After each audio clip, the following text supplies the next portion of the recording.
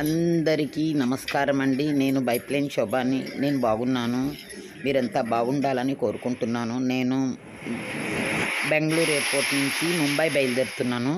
అయితే ఇప్పుడు రాత్రి 11 అయింది. ముంబై చేరేటప్పటికి 1 గంట అవుతుందట.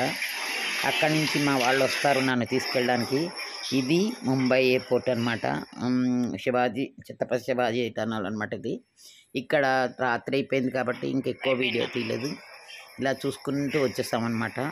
అయితే నేను మీకు ఇవన్నిటికన్నా ఇక్కడ ప్రత్యేకమైన ఒక బ్రిడ్జ్ గురించి చెప్పబోతున్నాను. అందరూ వినండి, చూడండి.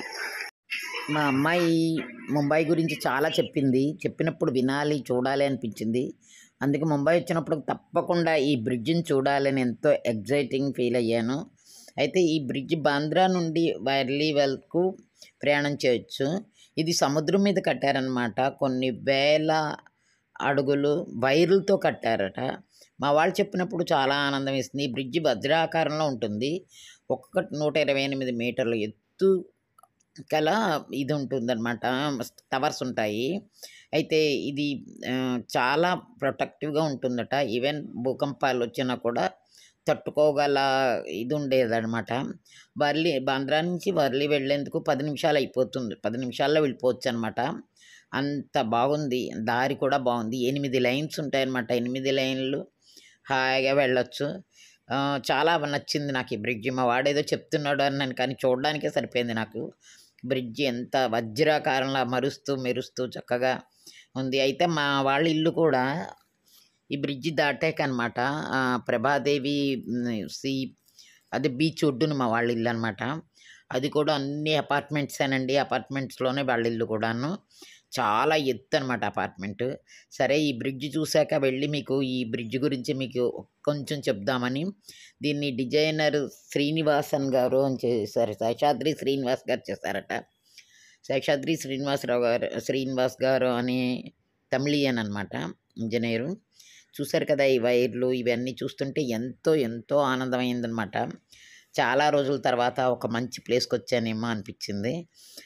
నేను అన్ని చోట్లకి వెళ్తున్నాను, మరి వెళ్ళాలి అనిపించింది. ఇంకా ఇంట్లో ఉంటే నాకు చాలా దుఃఖం. ఆ దుఃఖాన్ని ఆపుకోవడానికైనా ఇలా 4 చోట్లకి వెళ్ళి తిరిగి కొన్నాళ్ళు ఇలా తిరిగితే కొంచెమైనా తగ్గుతుంది అనే బాధతోటి బయలుదేరాను అనమాట.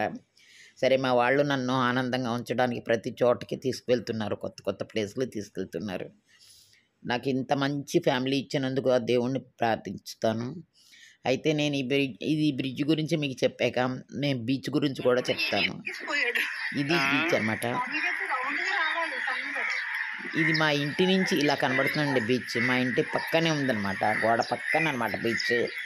ఇక్కడైతే ఈ సీగల్స్ సీజనల్గా వచ్చేస్తాయట నిండా అన్నమాట. అయితే ఇక్కడ ఇంకో వింత ఏంటంటే రాత్రి అయ్యేసరికి నీరంతా వెనక్కి వెళ్ళిపోతుందండి. ఇలా మట్టిలాగా ఉంటుందన్నమాట.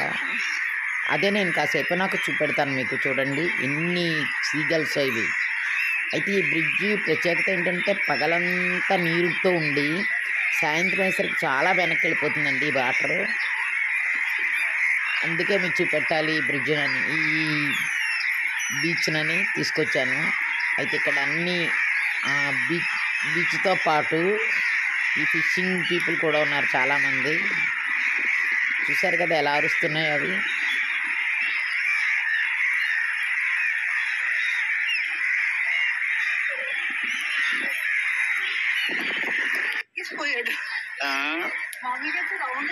అదిగో చూసారు కదా ఇప్పుడు వాటర్ అంతా వెనక్కి వెళ్ళిపోయిందనమాట. అదే మార్నింగ్ మళ్ళీ ఒక వీడియో పెడుతున్నాను అంటే ఇదే ఎండింగ్లో చూడండి. అదే ఇక్కడ ప్రత్యేక వాటర్ వచ్చి అస్సలు ఈ మట్టి కనబడదు, ఏమి కనబడదు, మొత్తం అంతా వాటర్ మయమనమాట. ఇప్పుడు సాయంత్రం అయిపోయింది.